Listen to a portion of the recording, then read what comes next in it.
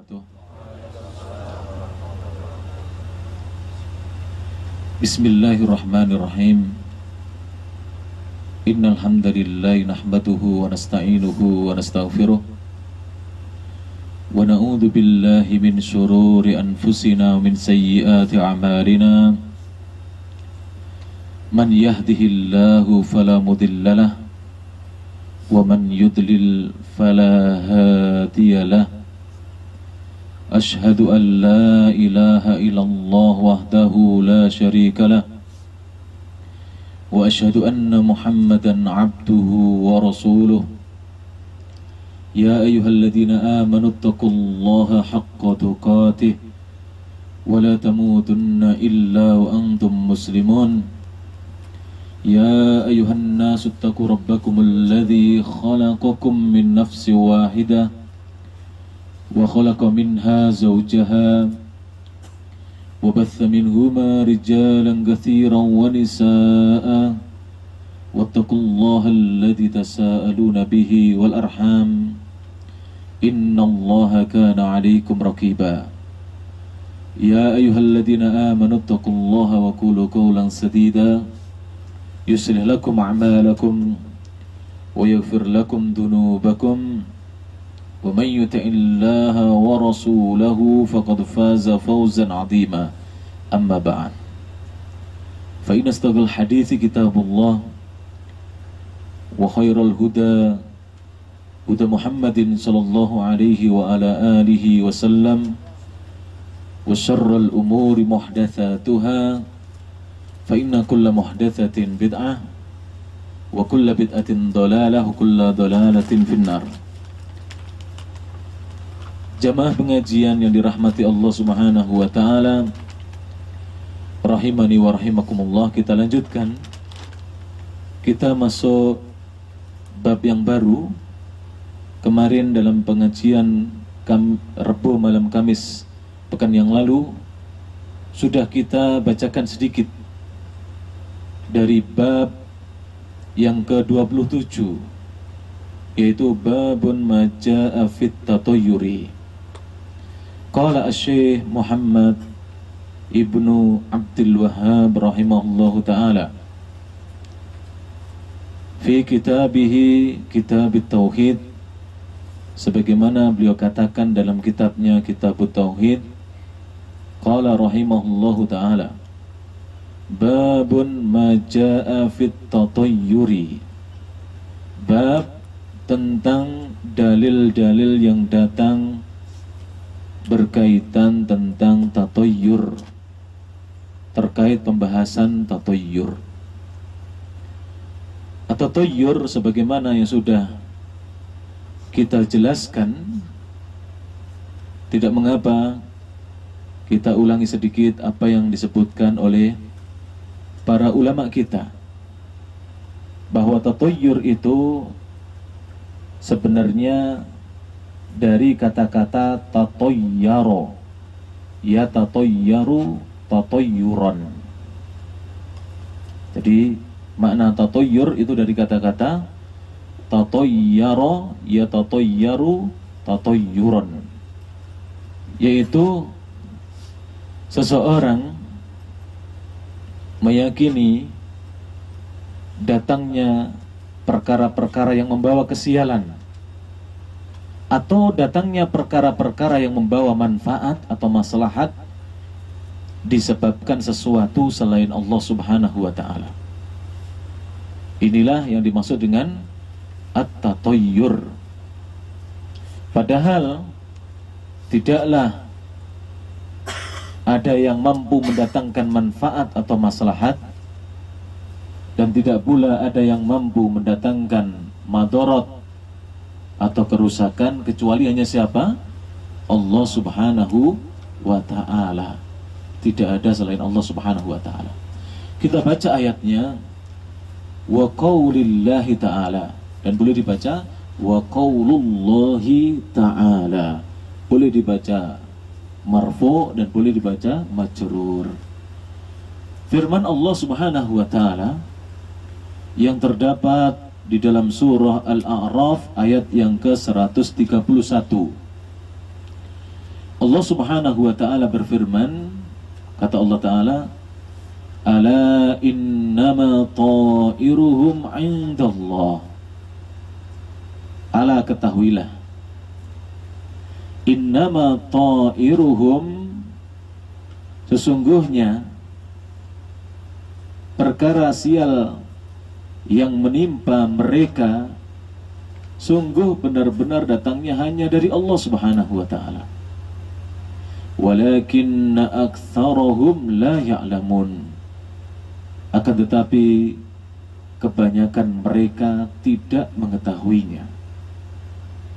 Ayat ini sebenarnya adalah potongan dari ayat Al-Quran yang lengkapnya terdapat dalam surah Al-A'raf 131 sebagaimana yang disebutkan oleh Al-Musannif atau Muallif, yaitu yang disebutkan oleh Asy-Syaikh Muhammad Ibnu Abdul Wahhab rahimahullahu ta'ala. Lengkapnya, kalau bapak-bapak ada yang bawa Al-Quran, bisa diambil mushaf Al-Qurannya. Allah Ta'ala berfirman demikian. Kata Allah Subhanahu wa ta'ala, فَإِذَا جَاءَتْهُمُ الْحَسَنَةُ قَالُوا لَنَا هَذِهِ وَإِن تُصِبْهُمْ سَيِّئَةٌ يَطَّيَّرُ بِمُوسَى وَمَن مَّعَهُ. Baru kemudian Allah berfirman, ala innama ta'iruhum 'indallah walakinna aktsarahum la ya'lamun. Kita baca langsung tafsirnya supaya cepat kita memahaminya, sebab terkadang ayat Al-Quran tidak cukup hanya difahami dengan bekal bahasa Arab saja, tetapi harus kita membaca tafsiran yang ditulis oleh para ulama kita berdasarkan apa yang datang dari sahabat-sahabat Rasulullah SAW. Kenapa? Karena ayat-ayat Al-Quran itu ketika diturunkan kepada Nabi kita Muhammad SAW, oleh beliau SAW diajarkan dan disampaikan kepada siapa? Kepada para sahabat radhiyallahu anhum ajma'in. Sehingga para sahabatlah yang paling tahu tentang tafsiran ayat-ayat Al-Quran, karena turunnya di zaman para sahabat, dan merekalah yang langsung mendapatkan berita itu dari Rasulullah SAW, dan juga langsung dijelaskan oleh baginda Rasulullah SAW. Sebagaimana disebutkan dalam tafsir Al-Muyassar, para ulama berkata, فَإِذَا جَاءَ فِرْعَوْنَ وَقَوْمَهُ الْخِصْبُ وَالرِّزْقُ. Ketika datang kepada Fir'aun dan kaumnya al-khisbu, kesuburan, kemewahan hidup, warizku, dan datang rezeki dari Allah Subhanahu wa ta'ala, qalu hadza lana bima nastahiquhu. Kata mereka, ini semuanya adalah milik kita, milik kami, sebab kamilah yang berhak mendapatkan itu semuanya. Ini kata Fir'aun dan kaumnya. Sebaliknya, wa in yusibhum jadabun wa qahtun yatasya'amu wa yaqulu hadza bisababi Musa wa man ma'ah. Sebaliknya, jika datang menimpa mereka jadabun, paceklik, wa qahtun, kekeringan, kekurangan pangan, sulitnya didapatkan bahan-bahan makanan, maka yatasya'amu, mereka bertasya'um, yaitu meyakini bahwa itu adalah kesialan. Wa yaqulu, dan tidak cukup itu, mereka bahkan mengatakan, ada sialnya kami ini, kata mereka, kalau mereka tidak mendapatkan keberkahan dari Allah, tidak dapat rezeki dari Allah, yang mereka dapatkan justru paceklik, kekeringan, tidak ada hujan, gagal panenan, maka mereka mengatakan hadza bisababi Musa. Semuanya ini disebabkan Nabi Musa. Wa man ma'ahu, dan siapa saja orang yang bersama Musa. Dan inilah jadi sunnahnya Fir'aun. Sunnah itu apa? kebiasaan Fir'aun yang mengatakan bahwa jika sial sebabnya orang-orang soleh, sampai sekarang juga masih. Jadi orang-orang sekarang ini yang tidak taat kepada Allah Subhanahu wa Ta'ala, itu apabila mereka mendapatkan sesuatu yang tidak mereka sukai, maka mereka kemudian menyalahkan orang-orang soleh. Jadi yang dikambing hitamkan adalah apa? Orang-orang soleh. Tapi kalau mereka mendapatkan kemewahan hidup, kesuburan, rezeki yang melimpah dari Allah Ta'ala, mereka mengatakan ini hasil kerja keras kami. Mereka lupa bahwa sebenarnya rezeki yang Allah anugerahkan itu sebenarnya tidak lain adalah anugerah dari Allah kepada hamba-hambanya yang bertakwa. Mohon maaf. Betul. Kalau kita, jamaah sekalian, kalau kita ini mau introspeksi diri, muhasabah diri, sebenarnya rezeki yang kita dapatkan ini sebagiannya adalah sebabnya adalah ketakwaan orang-orang yang soleh itu, yang mereka takwa kepada Allah Subhanahu wa Ta'ala. Sebab Allah berjanji kepada mereka yang bertakwa, mereka akan diberi apa?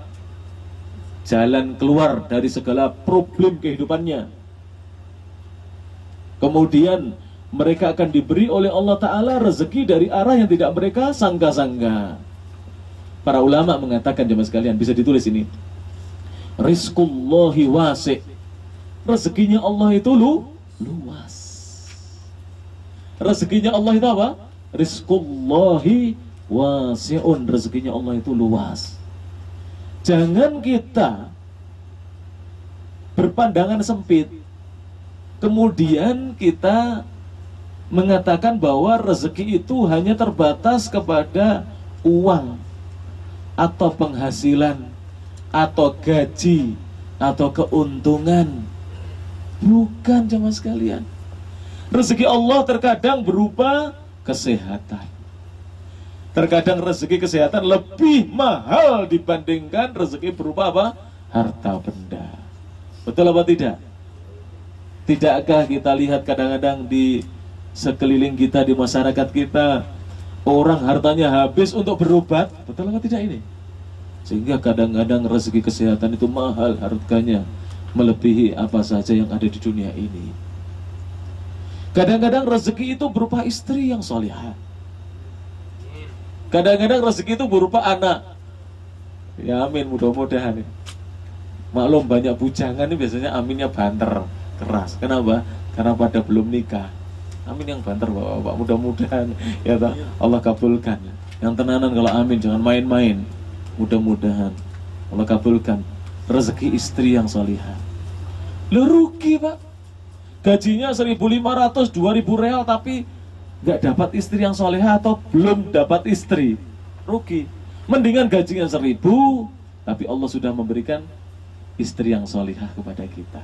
Ya, anak juga rezeki, kesehatan rezeki, ilmu rezeki, ilmu apalagi al-ilmu syar'i, ilmu agama Islam, rezeki yang tiada taranya.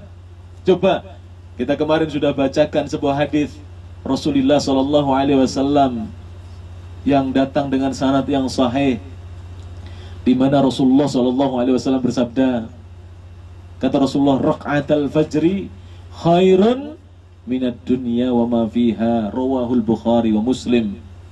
2 rakaat yang dikerjakan sebelum sholat subuh atau fajar itu ganjarannya lebih baik dibandingkan dunia berikut isinya.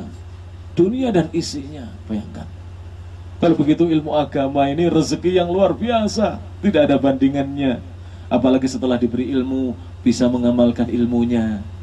Dan kemarin kita sudah membacakan sebuah syair ya, dihafalkan syairnya ini. Kemarin kita sudah membacakan sebuah syair, wa alimun bi ilmihi lam ya'malan. Bagaimana?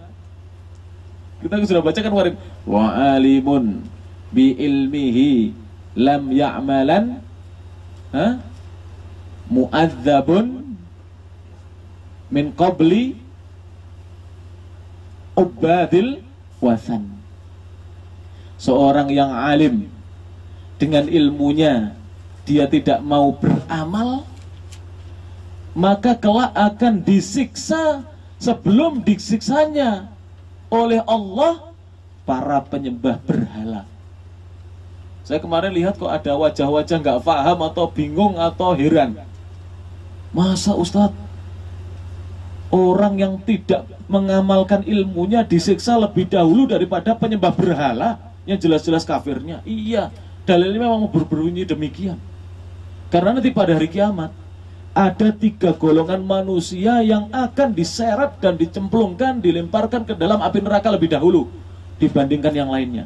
Satu diantaranya adalah seorang alim yang tidak mengamalkan ilmunya. Bayang, berat jamaah sekalian. Orang berilmu tidak mengamalkan ilmunya. Kemudian kemarin juga disebutkan sebuah dalil yang bagus sekali. Apa kemarin yang lanjutannya? Siapa yang bisa? Lanjutan dari wa alimun bi ilmihi lam ya'malan mu'adzabun min qabli ubadil wathalu. Masyaallah. Wa kullu man, syukran jazakumullah khairan Ustaz Gunarto. Wa kullu man, dan tiap-tiap orang bi ghairi ilmin, dengan tanpa ilmu, ya'malu, dia beramal. Siapa yang beramal tanpa dasar ilmu, bagaimana amalannya? A'maluhu, amalannya mardudatun, tertolak, la tuqbalu, tidak akan diterima oleh Allah Subhanahu wa taala. Ini juga ada dasarnya. Dasarnya adalah sebuah hadis yang diriwayatkan oleh Ummul Mukminin, ibunda kaum mukminin Aisyah radhiyallahu anhum ajmain. Itu hadis yang berbunyi, kata Aisyah, Rasulullah sallallahu alaihi wasallam bersabda, "Man amila amalan laisa alaihi amruna fahuwa raddun." Barang siapa beramal satu amal perbuatan yang tidak ada perintah dan anjuran dari kami, maka amalannya tertolak. Jadi beramal itu lebih baik sedikit tapi ada dasar tuntunannya, dibandingkan amalannya banyak tapi tidak ada dasar tuntunannya. Kembali kepada ayat Al-Quran tadi. Jadi orang-orang yang kufur seperti Fir'aun dan kaumnya itu seringkali mengkambing hitamkan orang-orang soleh, sebagaimana yang mereka katakan bahwa kesialan yang menimpa mereka itu disebabkan Musa dan orang-orang yang bersama Nabi Musa alaihi salatu wassalam. Padahal sebaliknya, justru mereka itu mendapatkan kenikmatan disebabkan orang-orang soleh. Mana dalilnya? Surah At-Talaq ayat 2 dan 3. Ditulis ya, Surah At-Talaq ayat 2 dan 3, yang berbunyi, sudah hafal ini semuanya, wa may yattaqillaha yaj'al lahu makhraja wa yarzuqhu min haitsu la yahtasib. Ini insyaallah banyak yang sudah hafal dan insyaallah banyak yang sudah bisa menerjemahkan. Wa man lan sing sapa wonge yattaqillaha, yattaqi, takwa Allah ing Allah. Takwa kepada Allah itu maksudnya menjalankan perintah-perintahnya Allah Ta'ala dan menjauhi larangan-larangan Allah Ta'ala.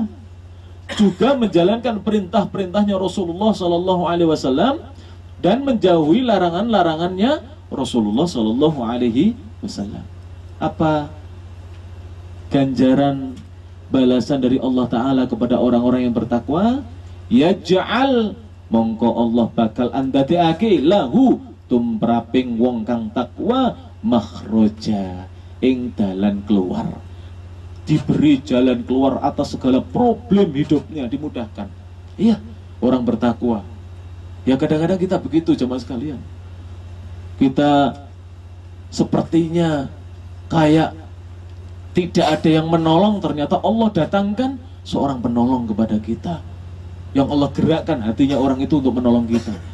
Kita kan ngalami itu kadang-kadang begitu, Pak. Iya, nggak punya duit, ada yang minjami, nggak ada saudara di mana-mana, tiba-tiba orang yang tidak kenal kita seperti saudara bagi kita. Yang saudara malah nggak kenal dengan kita. Betul tidak ini? Kadang-kadang yang saudara malah benci dengan kita, yang bukan saudara atau kerabat, hanya sekedar dia ini saudara sesama muslim, malah membantu kita. Banyak seperti ini jemaah sekalian. Inilah makhroja. Makhroja itu apa? Jalan keluar yang Allah berikan kepada orang-orang bertakwa. Kemudian tidak cukup itu, wa yarzuqhu lan Allah paring rezeki hu ing wong kang gelem takwa min haitsu saking ngarah-ngarah la yahtasib kang ora dinyono-nyono sadurungi, diberi rezeki dari arah yang tidak pernah diduga dan disangka sebelumnya. Ya, rezeki itu banyak Pak macamnya Pak. Rezeki itu banyak macamnya, diberi kemudahan oleh Allah Subhanahu wa taala dari arah yang tidak pernah diduga dan dinyana sebelumnya, disangka sebelumnya. Kita lanjutkan ya. Kemudian para ulama mengatakan, ala ketahuilah, kata para ulama, ini masih tafsiran surah Al-A'raf 131. Innama yusibuhum, sesungguhnya apa saja yang menimpa mereka, menimpa Fir'aun dan kaumnya, minal jadabi berupa pacaklik, wal qahti kekeringan, innama huwa, sesungguhnya hal itu hanyalah biqadaillahi wa qadarihi, disebabkan qada dan takdirnya Allah Ta'ala, ketentuan takdirnya Allah Subhanahu wa Ta'ala. Wa bisababi dzunubihim wa kufrihim, ini penting ini, dan disebabkan dosa-dosa mereka dan kekufuran yang mereka kerjakan.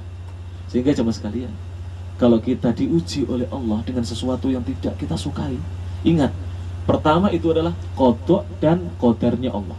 Iman bahwa itu adalah takdirnya Allah. Dan kita sudah diajari rukun iman yang keenam apa Pak? Wa tu'mina bil qadari khairihi wa syarrihi. Ketika Rasulullah didatangi oleh Jibril, ditanya, ya Muhammadu, wahai Muhammad, akhbirni anil iman. Wahai Muhammad, kabarkan, katakan kepadaku tentang iman. Apa iman itu? Qala sallallahu alaihi wasallam, maka Rasulullah menjawab, al imanu, iman itu an tu'mina billah, engkau beriman pada Allah, wa malaikatihi, engkau beriman dengan malaikat-malaikatnya Allah yang Allah ciptakan dari cahaya, wa kutubihi, engkau beriman dengan kitab-kitabnya Allah, wa rusulihi, engkau beriman dengan para utusannya Allah, rasul-rasulnya Allah, wal yaumil akhiri, engkau beriman dengan hari akhir. Dan penting ini cuma sekalian, dewasa ini, tahun-tahun belakangan ini, rupa-rupanya tidak sedikit orang yang sudah kehilangan iman dengan hari akhir. Apa buktinya? Apa faktanya? Faktanya adalah perbuatan mereka menunjukkan mereka ini tidak iman dengan hari akhir. Coba, usia sudah 40 gak pernah sholat, usia lebih dari 40 gak pernah menuntut ilmu agama, gak pernah baca Quran, puasa Ramadan juga bolong, ya kan? Kemudian maksiat terus jalan. Ini namanya dia gak iman dengan hari akhir. Jemaah sekalian, kehidupan dunia ini singkat atau sangat singkat? Hah? Sangat singkat sekali dibandingkan kehidupan akhirat yang abadi. Coba, abadi itu ada batasnya apa enggak? Abadi. Kehidupan kita ini singkat sekali. Nanti orang-orang ketika pada hari kiamat dibangkitkan oleh Allah Ta'ala, mereka hanya merasakan hidup di dunia ini hanya setengah hari atau sehari saja. Rasanya singkat sekali dibandingkan kehidupan akhirat yang abadi. 60 tahun kita hidup di dunia, 70 tahun kita hidup di dunia, ini singkat semuanya. Tapi bagi mereka, orang-orang yang beriman kepada hari akhir, dia memanfaatkan kehidupannya dunia ini untuk dia berbekal sebanyak-banyaknya, dia kumpulkan bekal untuk meraih kebahagiaan hidup akhirat yang abadi. Iya, berbekal juga sekalian. Gak ada apa-apanya Pak, harta dunia ini gak ada apa-apanya dibandingkan apa? Kebahagiaan akhirat. Gak bisa membeli kebahagiaan akhirat dari dunia ini, gak bisa. Iya, kebahagiaan akhirat itu abadi. Kemudian kata Rasulullah apa? Wa tu'mina, dan Nabi mengulangi kata-kata tu'minanya. Tadi ketika menyebutkan malaikat tidak ada. Antu'mina billahi wa malaikatihi, nggak ada sebutnya tu'mina lagi. Wa kutubihi wa rusulihi wal yaumil akhiri wa tu'mina, disebutkan lagi. Dan engkau beriman, sebab mengimani takdir itu ternyata berat, makanya diulangi lagi. Dan engkau mengimani, mempercayai bil qadari, takdirnya Allah. Percaya apa enggak Pak? Kita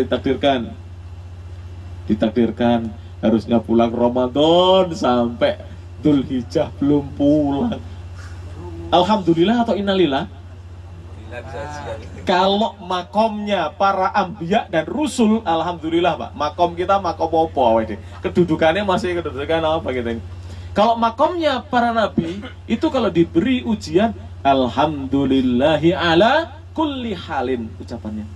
Tetap alhamdulillah Pak. Iya makomnya ambiya. Kita ingin mencontoh para nabi atau tidak? Kalau diberi kenikmatan atau sesuatu yang membahagiakan dirinya, mengucapkan apa? Alhamdulillahilladzi bini'matihi tatimmus shalihat. Ini diamalkan Pak. Rasulullah itu kalau dapat nikmat ini, kalau dapat musibah, alhamdulillah ala kulli hal. Kakinya kena paku, alhamdulillah ala kulli hal, diobati ya ta? Gajinya dipotong, alhamdulillah ala kulli hal, dipotong ya ta? Ya. Untung gajinya yang dipotong, hidungnya dipotong ya gimana ya ta? Untung masih gajinya. Alhamdulillah semuanya Pak. Kenapa alhamdulillah? Karena semuanya memang yang berhak dipuji hanyalah Allah. Kalau kita sering mendapatkan ujian memang pantas Pak. Bapak-bapak, seandainya dosa-dosa kita ini tidak Allah ampuni sebagiannya atau kebanyakannya, kemudian Allah balas di dunia, kita nggak sempat hidup santai di dunia Pak. Sampean nggak tahu dosa saya juga nggak tahu dosa sampean. Jadi kalau seandainya sampean kemarin pingin pulang ke Indonesia untuk vacation, untuk liburan, ijazah, nggak dapat, itu mungkin dosa-dosa sampean dulu dibalas sekarang. Mending sekarang daripada dikubur dibalas oleh Allah Ta'ala. Para ulama Pak, itu mengatakan dibersihkannya kita di dunia ini dengan diberi balasan oleh Allah Ta'ala, itu lebih baik daripada dosa kita ditunda di akhirat diberi balasan. Sampean dulu zaman kecilannya berani dengan orang tua, dihukum sekarang, ya enggak? Ya siapa? Sampai dulu masa mudanya suka ganggu-ganggu cewek, dihukum sekarang. Iya. Sampai dulu amalannya tidak ada dasar tuntunan dari Rasulullah SAW, dihukum sekarang. Mendingan daripada dihukum di kubur atau dihukum di akhirat.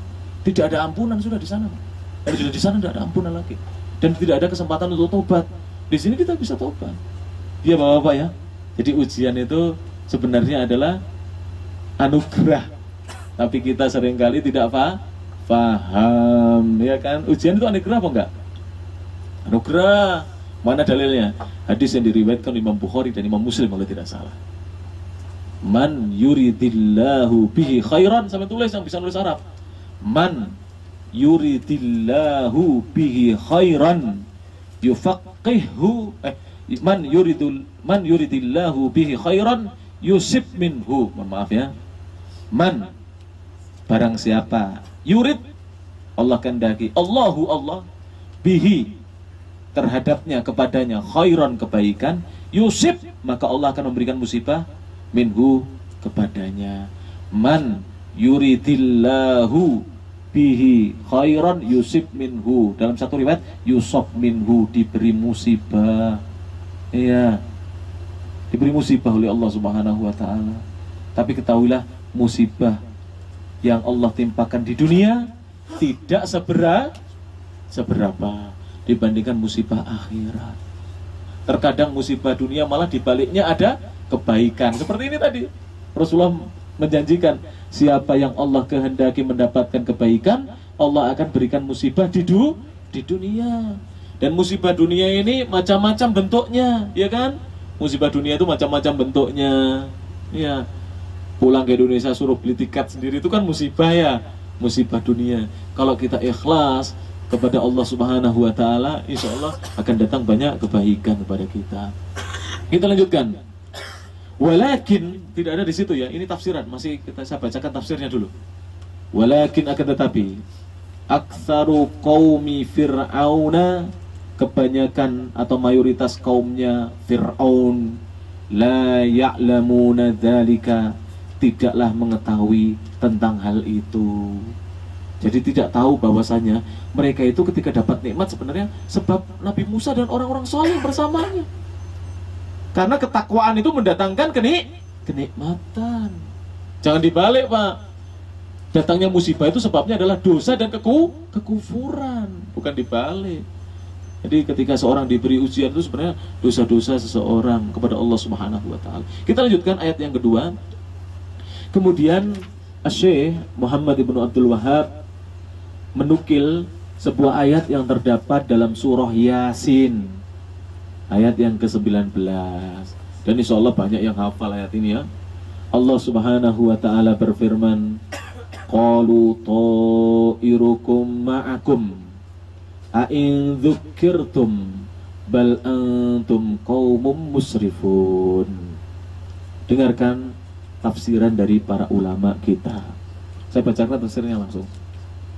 Maknanya wallahu a'lam, hanya Allah yang maha tahu tentang maknanya. Dengarkan maknanya. Haddukum, bisa ditulis ya, maknanya bisa ditulis ini. Ini tafsirannya ya, tafsirnya. Bagian untuk kalian. Wa manaba bikum, dan apa saja yang turun menimpa kalian, min syarrin, dari keburukan, itu adalah ma'akum, akan senantiasa bersama kalian. Bisa babi af'alikum, itu semua disebabkan perbuatan-perbuatan kalian sendiri. Wa kufrikum, dan disebabkan kekufuran kalian. Lihat ini. Jadi kalau ada keburukan yang menimpa kita, itu sebabnya adalah perbuatan kita sendiri dan juga kekufuran kita. Cuman sedikit orang yang mau introspeksi diri. Iya, harusnya introspeksi diri jemaah sekalian. Sekarang begini Bapak-bapak, kalau kita seringkali diperintah Allah tidak nurut, kok kita memaksa Allah untuk memberi kita? Pantas apa tidak kita seperti ini? Iya enggak? Kan kita ini setengahnya memaksa Allah. Gaji harus turun setiap bulan tepat waktu, on time. Iya. Gaji harus ada overtime-nya. Ini kan tuntutan kita kepada Allah. Tapi kita tidak pernah menjalankan perintah-perintahnya Allah. Apa pantas? Kira-kira bagaimana Pak? Kalau ada anak ini beling bahasa Jawanya, bau weling, wakal, ya toh, bandel, nggak nurut kepada orang tua. Kemudian tiba-tiba minta uang 5 juta. Kira-kira orang tua langsung ngasih apa enggak Pak? Yo tak, bandel itu kayak narkoba. Nanti jangan-jangan dibuat hal-hal yang tidak benar. Tapi kalau anaknya taat, suka sholat jamaah, ya toh, kemudian minta uang, Pak, Bu, saya minta 12 juta. Buat apa tolong? Beli sepeda motor Pak, supaya saya bisa pergi ke masjid, supaya bisa menghadiri pengajian, supaya saya pergi sekolah nggak terlambat. Kira-kira dibelikan nggak Pak? Anaknya taat, sekolahnya nggak pernah bolos, kemudian rajin ke masjid, azan lagi setiap 5 waktu. Kira-kira orang tua berat nggak beri Pak? Lah kita ini loh, dipanggil azan nggak pernah ke masjid, gaji pengen on time. Dari mana?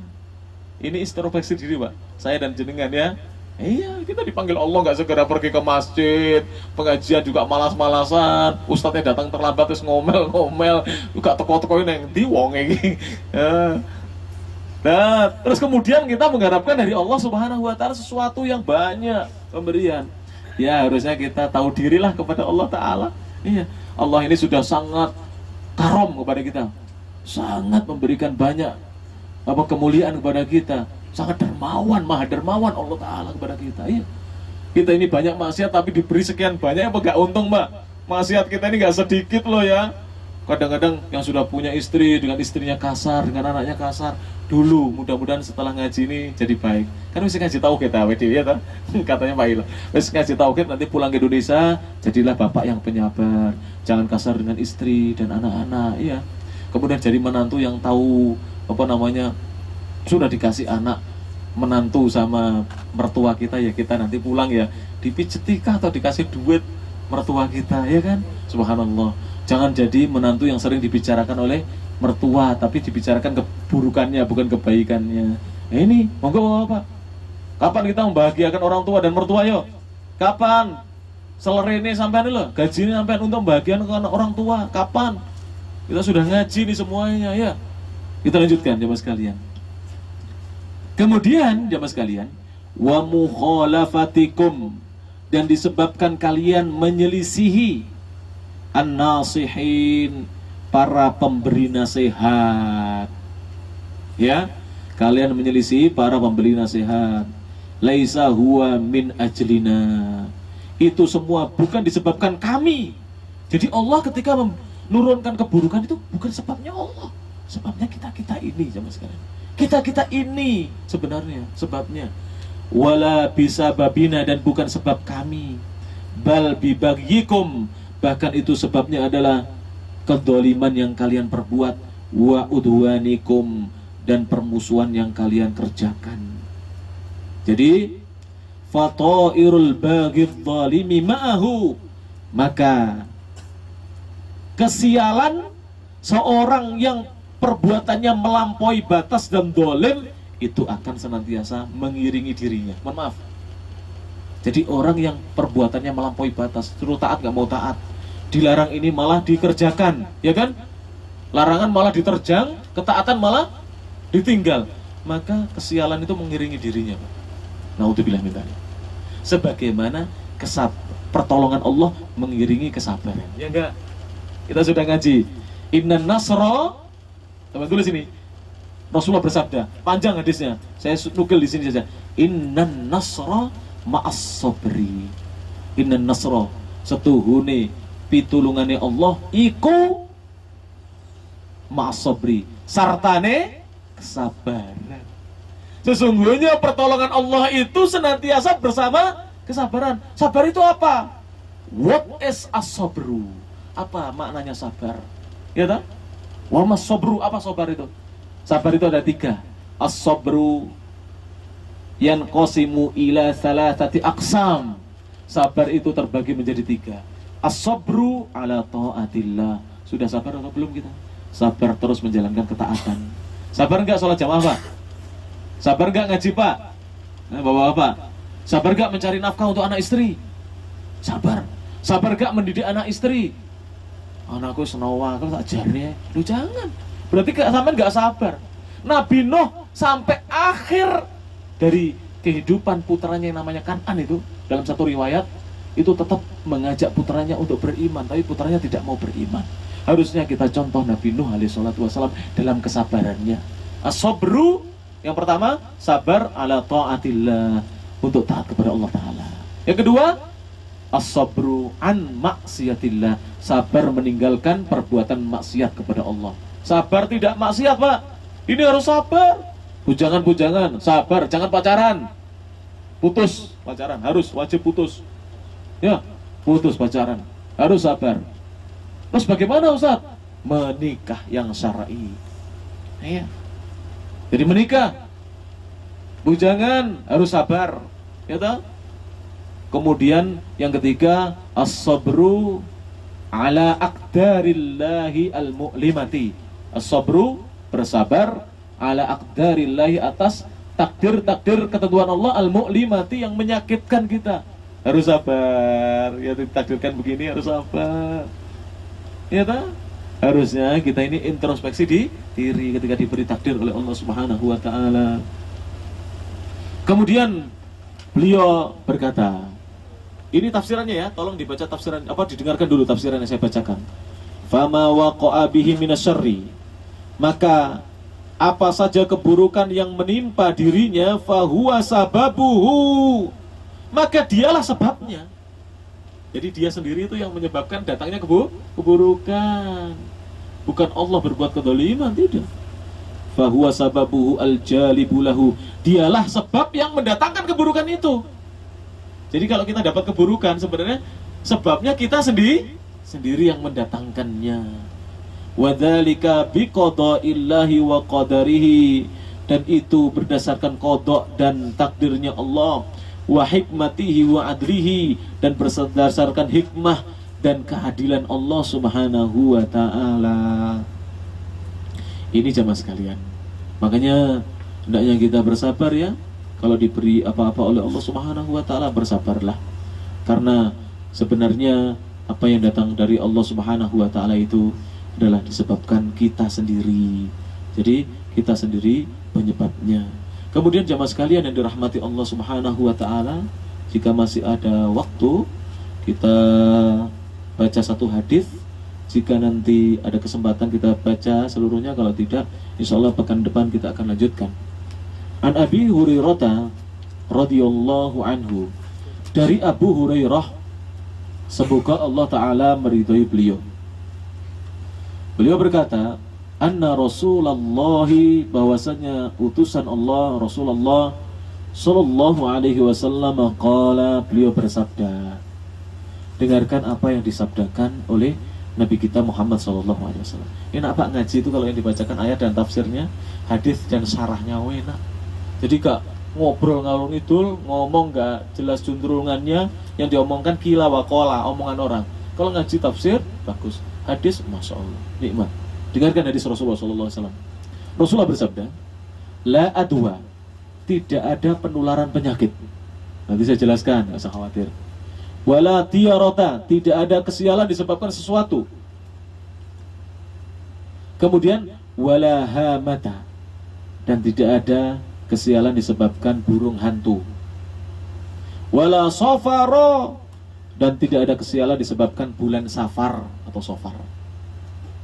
Kalau orang Indonesia kebanyakan meyakini bulan sial itu apa? Suro. Ini keliru Pak. Suro itu termasuk al-ashhurul hurum, bulan-bulan yang dimuliakan. Ada berapa Pak bulan-bulan dimuliakan? 4. Apa itu? Tolong sebutkan. Rajab dulu atau Muharram dulu nggak apa-apa. Muharram, kemudian Rajab, Dzulqa'dah, Dzulhijjah. 4. Ini namanya apa? Al-ashhurul hurum, bulan-bulan yang dimuliakan oleh Allah Ta'ala. Muharram, Rajab, Muharram bulan pertama ya. Kalau Rajab bulan keberapa? Ke-7. Harus hafal ini. Kemudian Dzulqa'dah atau Dzulqa'dah, boleh dibaca Dzulqa'dah, boleh dibaca Dzulqa'dah. Ini bulan keberapa? 11. Kemudian Dzulhijjah, dikatakan Dzulhijjah karena memiliki haji. Ibadah haji ada di bulan Dzulhijjah. Ini bulan ke-12. Harus hafal ini, Bapak-bapak. Ayo kita menghafal. Saya bacakan, tolong didengarkan. Muharram, Safar, Rabiul Awal, Rabiul Akhir atau Rabiul Tsani. Sudah 4. Jumadal Ula, Jumadal Tsaniyatu atau Jumadal Akhiratu. Kemudian Rajab, Sya'ban, Ramadan, Syawal, Dzulqa'dah, Dzulhijjah. 12. Harus hafal. Jangan yang dihafal Januari, Februari, Maret, April, Mei, Juni, Juli, Agustus, September, Oktober, November, Desember. Jangan itu saja. Kalau dites misalnya bulan keempat apa? Langsung Rabiul Tsani. Bulan kedua Safar. Orang-orang Arab jahiliyah itu meyakini bulan Safar bulan sial. Kalau orang-orang Indonesia bulan Suro bulan sial. Nah, itu bilang tadi. Ini ashurul hurum, bulan-bulan yang dimuliakan oleh Allah Ta'ala. Ada 4, ingat ya. Kalau bulan-bulan haji ada berapa Pak? Ada 3. Syawal, Dzulqa'dah, dan Dzulhijjah. Ini bulan haji. Jelas? Ini bulan-bulan yang dimuliakan semuanya. Jadi orang itu sudah boleh dia berniat memasuki ibadah hajinya sejak tanggal 1 Syawal. Tapi kalau dia masuk Makkah untuk berniat haji tanggal 1 Syawal, hendaknya ambil tamattu supaya nanti bisa tahallul dari umrohnya, kemudian pakai pakaian biasa. Kalau ambil kiron atau haji ifrad ya harus pakai pakaian ihram terus, putih begini sampai apa? Nanti datang tanggal 8 terus. Nggak berhenti ya ta? Sampai nanti tahallul. Harusnya dia betul-betul memahami ya fikih haji. Insya Allah nanti kita akan belajar ibadah haji ya. Saya undang bapak-bapak yang bisa datang dengan kendaraan sendiri pada hari Kamis besok malam Jumat pada sholat Isya di Mubarok Islamic Center untuk mengikuti pelatihan ibadah haji lengkap Insya Allah Ta'ala, dan disediakan kitab gratis ya ta? Insya Allah. Kita lanjutkan ya. Akhrajahu, hadisnya dikeluarkan Imam Bukhari dan Imam Muslim. Akhrajahu itu maksudnya apa? Akhrajahu, telah mengeluarkannya Imam Bukhari dan Muslim hadis tersebut. Jadi hadis itu dikeluarkan Imam Bukhari dan Imam Muslim. Akhrajahu sama dengan muttafaqun alaih. Sama dengan rawahu asy-syaikhani. Diriwayatkan oleh 2 orang syekh besar ulama alul hadis, yaitu Syekh siapa? Syekh Al-Bukhari dan Syekh Muslim. Ini syekhnya alul hadis. Jadi gurunya para ulama ahlul hadis.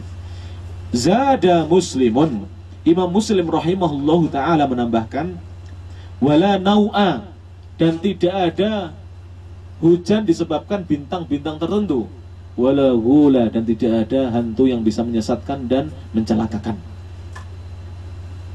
Ini nanti insya Allah akan kita kaji sedikit demi sedikit dalam pengajian-pengajian kita. Jam berapa sekarang? 9.15. Insya Allah kita tambah sedikit saja ya, tambah sedikit saja. Makna la adwa supaya kita tahu. Loh Ustadz, kok tidak ada penyakit menular? Buktinya teman saya satu kamar itu awalnya sehat, tiba-tiba ketularan batuk saya. Nah, kan gitu kadang-kadang. Kemudian setelah dia tertular, teman yang lain tertular, akhirnya satu kamar 20 orang, 15 batuk-batuk semua. Berarti ada penyakit menular. Kita katakan penyakit itu tidak ada yang menular dengan sendirinya. Perhatikan ini, dengan sendirinya. Yang menyebabkan orang sakit itulah Allah Subhanahu wa ta'ala. Sekarang saya tanya, kalau ada orang misalnya si A batuk, si B tidak batuk, hari kedua B batuk karena A batuk, dikatakan B ketularan A, maka kita tidak boleh meyakini menular dengan sendirinya, tetapi Allah lah yang menyebabkan dia sakit. Kenapa? Saya akan tanya, kalau dia mengatakan ini penyakit menular Ustaz, lah kalau begitu siapa yang menulari A? Oh tiba-tiba dia sakit batuk. Oh nggak ada yang batuk awalnya. Ayo, nggak bisa jawab orangnya dah. Jadi yang mendatangkan penyakit itu Allah, yang menghilangkan menyembuhkannya juga Allah. Yang menyembuhkan penyakit itu dokter, perawat atau Allah? Yang menyembuhkan penyakit loh ya, bukan mengobati loh. Sampai bedakan. Kalau dokter mampunya memberi resep, menyuntik, menginjeksi, mengobati, perawat mampunya memberi obat kemudian meminumkan ke pasiennya. Tapi yang menyembuhkan siapa? Allah Subhanahu wa ta'ala. Ini keyakinan yang harus diyakini oleh seorang muslim. Ini akidah tauhid, Pak. Kalau rusak tauhidnya, wah bahaya ini. Tauhid harus diyakini. Yang maha memberi sakit Allah, yang maha menyembuhkan juga Allah. Allah itu asy-syafi. Artinya yang maha menyembuhkan. Makanya diantara doa ketika kita sakit, apa doanya, Pak? Allahumma Rabban nasi adhibil ba'sa Allahumma shfi antas syafi la shifaa illa shifauka shifaan la yughadiru saqaman. Saya ijazahkan doa ini kepada panjenengan semuanya.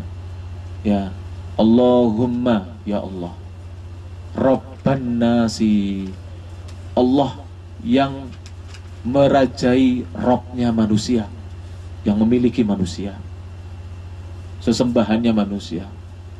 Adhibil ba'sah, ya Allah, hilangkanlah dari diriku sakit dan semua keburukan yang menimpa diriku.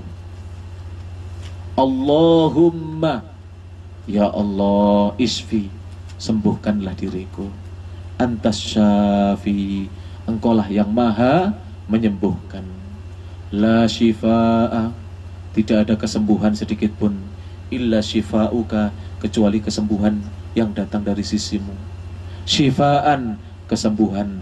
La yughadiru, yang tidak meninggalkan sakoman sedikit pun penyakit. Allah itu kalau menyembuhkan total, Pak, alias tidak menimbulkan efek samping. Kesembuhan yang datang dari Allah Subhanahu wa ta'ala. Ini doa kesembuhan, dihafalkan. Siapa yang sakit atau ada orang sakit, dibacakan doa ini. Kemudian kemarin sudah kita bacakan, sudah saya ijazahkan atau belum? Yang doa yang lainnya ya. As'alullahal azim Rabbal arsyil azim. Belum itu? Ya nanti insya Allah kita bacakan ya doa-doa. An yasfiyaka. Siapa yang membaca doa ini 7 kali, maka jika dia belum, orang yang sakit itu belum dikehendaki meninggal dunia, akan diberi kesembuhan oleh Allah Ta'ala dengan kesembuhan yang total. Jadi kita bisa menjadi tabib masing-masing kita, Pak. Ayo belajar sunnah-sunnah Nabi SAW. Sudah ada doa-doa dari Nabi SAW, tinggal kita terapkan nanti ya, diberi oleh Allah Subhanahu wa ta'ala. Jadi di dalam Islam tidak boleh ada keyakinan penyakit menular. Jelas ini? Tidak boleh meyakini penyakit menular. Saya jelaskan ya.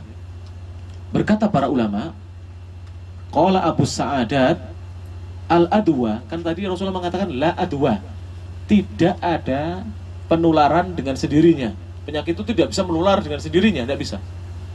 Kata Imam Abu Sa'adat, al-adwa ismun minal i'da'i, yaitu kata benda ini masdar dari i'da. Jadi ismun kata benda dari i'da, i'da itu penularan. Jadi penularan. Oleh karena itu, ya, dengarkan, yuqalu dikatakan oleh sebagian ulama, udda'u, penyakit itu menular, yu'dihi i'da'an, dan menular kepadanya penyakit itu. Maksudnya apa? Idza asabahu mithlu ma bisahibid da'i, apabila seseorang tertimpa sebagaimana yang telah menimpa orang yang sudah sakit.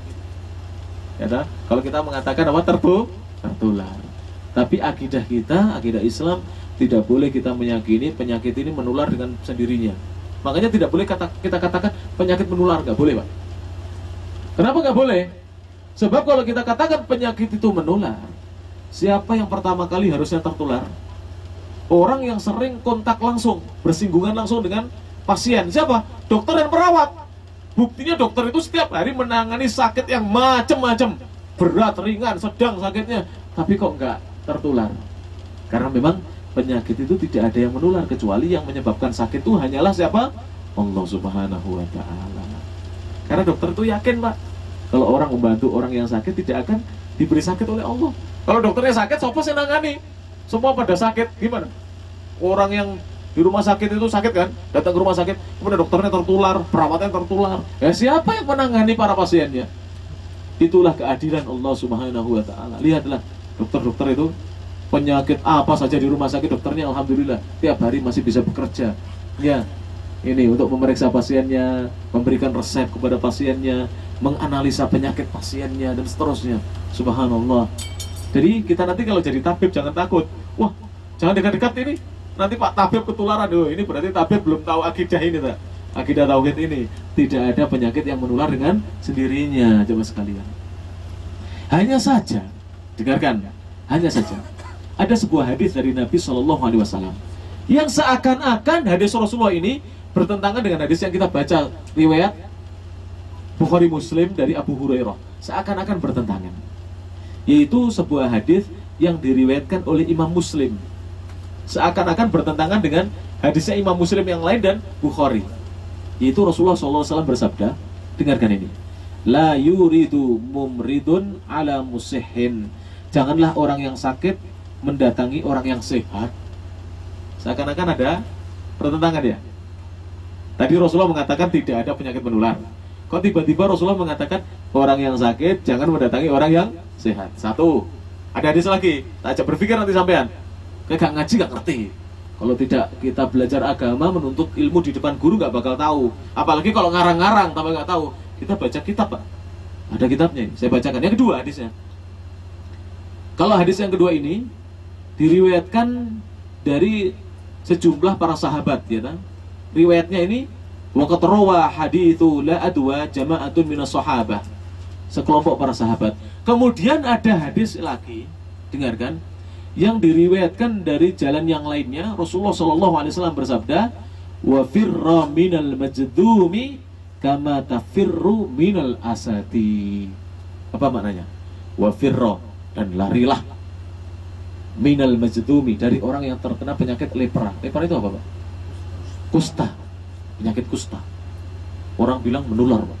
Naudzubillah min dzalik. Jangan sampai terjadi pada kita. Larilah kamu dari orang yang terkena penyakit kusta, kama tafirru minal asati, sebagaimana kamu lari dari singa. Suruh lari seperti larinya dari singa. Kira-kira kalau ada singa di depan, kita larinya pelan-pelan atau langsung kencang, gitu. Udah nggak lihat belakang lagi, kencang sudah larinya. Ya, kencang sekali. Maka jemaah sekalian, saya katakan, dua hadis yang terakhir saya bacakan ini, yang pertama, wala yuridu mumridun ala musihin, dan wa firra minal majdumi kama tafirru minal asadi. Dua hadis ini tidak bertentangan dengan hadis tadi yang kita baca. Kenapa? Karena dua hadis ini begini pemahamannya. Pertama, ini anjuran dari Islam untuk kita jaga-jaga diri. Boleh tindakan apa? Preventif. Lebih baik daripada apa? Kuratif, begitu ya? Nggak tahu saya bahasa kerennya apa. Jadi tindakan pencegahan diri lebih baik daripada pengobatan. Betul apa tidak? Mencegah diri itu lebih baik daripada orang misalnya, mohon maaf Pak, tidak minum khamr, gitu. Dia cegah dari minum khamr, itu lebih baik daripada sudah minum khamr diobati, lebih sulit. Apalagi sudah kecanduan dan kemudian penyakit-penyakit bersarang di tubuhnya disebabkan minuman keras ini, khamr yang memabukkan, lebih sulit. Lebih baik kita mencegah. Islam yang pertama itu. Yang kedua Pak, hadis Rasulullah yang berbunyi, wala la yuridu mumridun ala musihin. Tidaklah orang yang sakit mendatangi orang yang sehat. Ini ternyata sekarang ini digunakan di dunia medis Pak. Hadis Rasulullah ini diamalkan. Kata dokter seringkali, Pak istirahat dulu ya. Ini Bapak tak kasih cuti. Nanti Bapak tidak kerja. Kalau masih sekolah, nak ini saya kasih surat nanti kirimkan ke sekolahan, harus istirahat total dulu 5 hari. Betul nggak?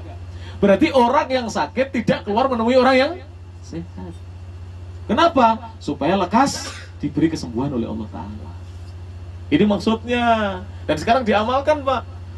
Saya dikasih tahu Pak, sama dokter waktu saya sakit itu sering dikasih tahu, jangan gerak dulu, nggak boleh, disuruh istirahat dulu, jangan banyak duduk dulu, duduk sebentar boleh. Padahal kita inginnya sudah capek kan, kita tidur terus capek, inginnya kita duduk, tapi sama dokter malah dilarang banyak-banyak dulu. Kenapa? Supaya kesembuhannya bisa apa? Sempurna, datangnya dari Allah Ta'ala. Paham ini Bapak-Bapak? Ini.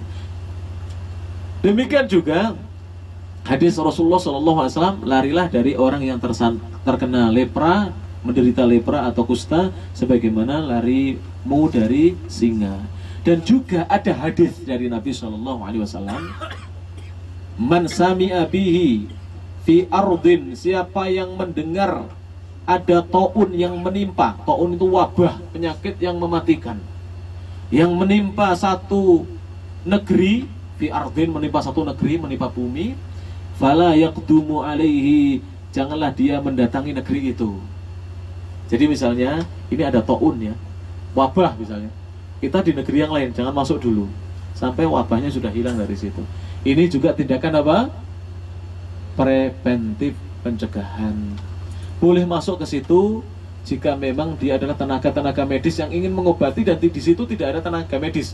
Tapi kalau di dalam lingkup itu misalnya ya, misalnya misalnya ya, Jawa terkena wabah misalnya, maka orang Sumatera nggak boleh masuk Jawa. Kalau di Jawa tidak ada dokter dan perawat yang mencukupi, tenaga medis yang mencukupi, boleh mendatangkan dari luar. Tapi cukup yang masuk tenaga medis yang mengerti kesehatan, bukan sembarangan orang. Ini hadis Rasulullah SAW, dan ini tidak berarti bahwa penyakit itu menular, sebab penyakit itu yang menularkan hanyalah siapa? Allah Subhanahu wa Ta'ala. Insya Allah jamaah sekalian, lanjutan dari penjelasan hadis yang diriwayatkan Bukhari dan Muslim ini dari sahabat yang mulia Abu Hurairah akan saya lanjutkan dalam pertemuan-pertemuan yang akan datang. Kurang lebihnya saya mohon maaf. Insya Allah kita lanjutkan dalam pertemuan-pertemuan yang akan datang. Terima kasih atas perhatiannya, atas keikhlasannya untuk datang mendengarkan pengajian ini. Semoga Allah Subhanahu wa Ta'ala memberikan kepada kita sekalian ilmu yang bermanfaat. Kemudian Allah memberikan taufik untuk kita bisa mengamalkan ilmu kita. Selanjutnya kita bisa mendakwahkan sesuai dengan kemampuan kita masing-masing. Subhanakallahumma wa bihamdik, asyhadu an la ilaha illa anta, astaghfiruka wa atubu ilaik. Wa akhiru da'wana alhamdulillahirabbil alamin. Wassalamualaikum warahmatullahi wabarakatuh.